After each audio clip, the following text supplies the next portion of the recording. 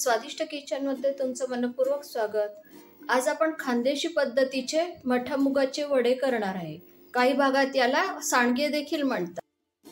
मठा मुगाचे वडे करण्यासाठी पाव किलो मटकीची डाळ, पाव किलो मुगाची डाळ आणि 1 वाटी हरभऱ्याची डाळ घेतलेली आहे। आता ह्या डाळी आपण 5 ते 6 तास भिजवायचे आहे। तर आपल्याला हे सकाळी करायचे म्हणून आता मी रात्री साधारण 3-4 वाजता भिजवणार आहे। डाळी भिजवून 5 ते 6 तास झालेले आहेत। त्या डाळी भिजवताना मी सुरुवातीला स्वच्छ धुवून घेतल्या होत्या आणि त्यात पाणी टाकून ठेवलेले होते। आता या डाळी हाताने अशा स्वच्छ चोळून हातावर घासून धुवून घ्यायच्या आणि त्यातलं पाणी काढून घेऊ।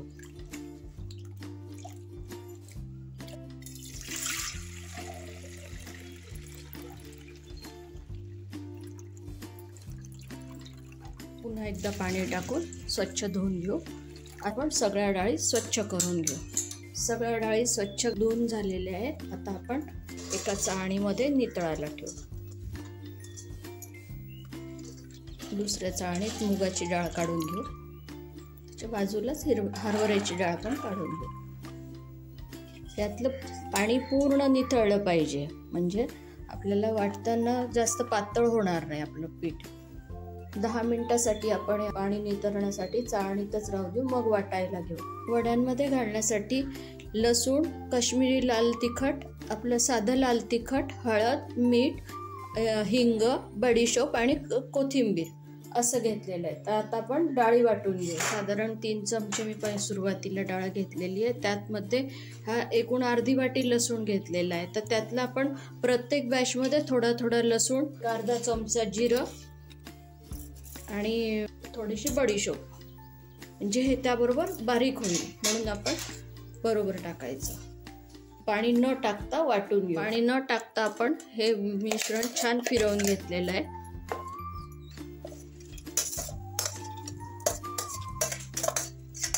मुगाची डाळ पण त्यात थोडी मिक्स करते मी।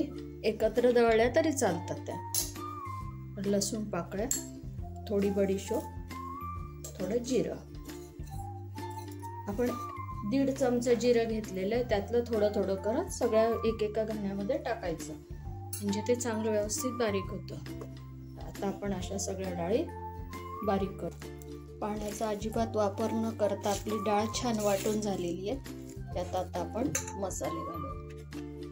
अर्धा चमचा हिंग घातला। हिंगाची चव खूप छान लागते। पाव चमचा हळद।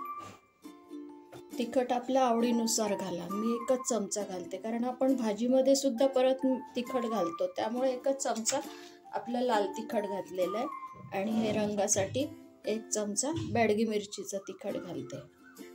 चवीनुसार मीठ।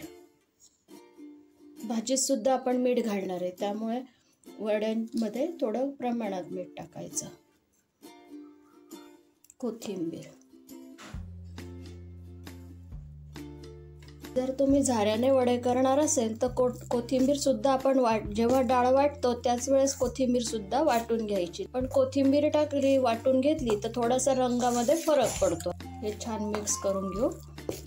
सगळं छान मिक्स झालेलं आहे, तिखट, मीठ, कोथिंबीर वगैरे, आणि रंग पण खूप छान आलेला आहे। आता आपण वडे टाकून घेऊ। हातामध्ये असं थोडंसं घेतलेलं आहे आणि हे असं अंगठ्याने पुढे ढकलायचे। कोणतंही शुभ कार्य आपल्या घरात असताना आपण सुरुवात वड्यांनी करतो। तर तुमच्याकडे जर आता काही शुभ कार्य होईल तेव्हा ह्या पद्धतीनेच हे प्रमाण वापरूनच तुम्ही वडे करून पहा।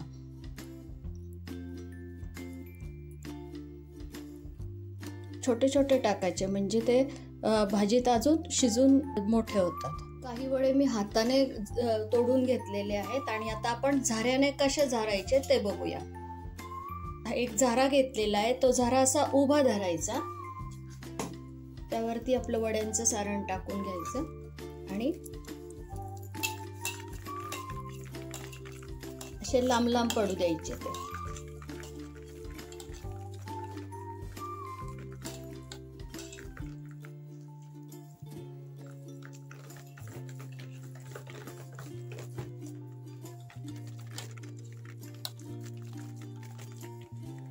हे थोडे बारीक असल्याने शिजायला वेळ लागत नाही, पटकन शिजतात. हाताने तोडलेल्या वड्यांना थोडे वेळ लागतो. काही वडे आपण हाताने तोडून घेतले आणि काही वडे झाऱ्याने झारून घेतलेले आहे. आणि ऊन पण आता बाहेर खूप छान पडलेलं आहे. तर मी टेबल हा उन्हात ठेवते आहे आणि ते 2 दिवस छान कडकडीत उन्हात वाळतील आणि वाळल्यावरती आपण त्याची भाजी करून पाहू.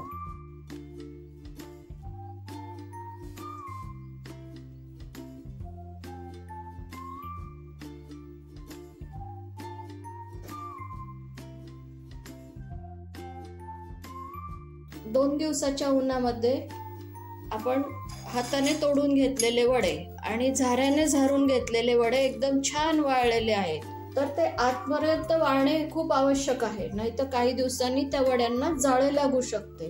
म्हणून शक्यतो मे महिन्याच्या कडक उन्हातच आपण वडे करायचे आणि वाळवायचे. मे महिन्याचे 2 दिवसाचं ऊन सुद्धा पुरेसं असतं. तर या उन्हाळ्यात तुम्ही पण या पद्धतीचे वडे करून पहा आणि मला कमेंटमध्ये नक्की कळवा. तसेच आपण या वड्यांची भाजी कशी करायची ते पाहण्यासाठी पुढील रेसिपीत पुन्हा भेटूया. धन्यवाद.